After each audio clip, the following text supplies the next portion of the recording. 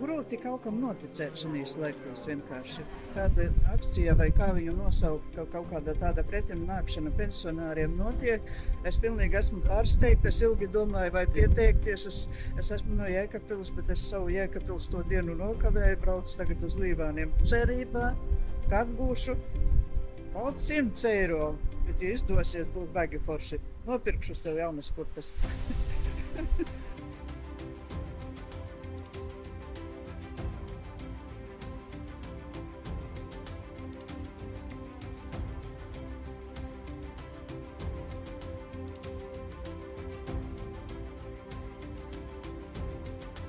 Vispār likums pārkāpts, tā sanāk, jā, mums?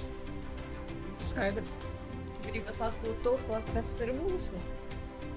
Kāpēc maksāt citiem, kuri nav pelnījuši? Tālāk. Lai atgūtu pārmaksāto liku, lai vienkārši taisnība būtu kā cilvēkiem, jo mēs maksājam, un mēs nesaprotam, par ko maksājam, kur viņa tā nauda aiziet. Saprašana jau bija, ka tas nav taisnīgi, nav godīgi, bet tu viens neesi tēlotājs, vai ne? Tāpēc, ka tu neesi jurists un juridiski pret juristu vienkārši nav iespējams vienkārši izcīnīt kaut ko. Jo vairāk cilvēku mums tās kaut kāda taisnība būs kaut kur kaut kā.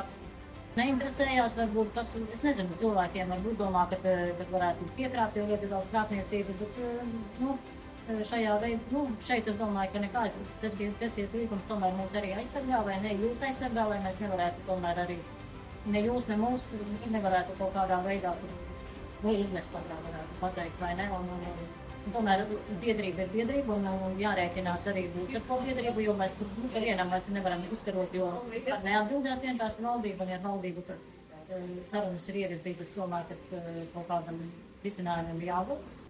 Katrs sev pats izdara secinājumus, vai domā paši, bet es iesaku, mēģināts nav zaudēts. Ja arī neiegūsim, tad arī nezaudēsim neko, bet varbūt mēs novēlu veiksmi gan advokātiem, gan mums visiem pārējiem, lai tas izdotos.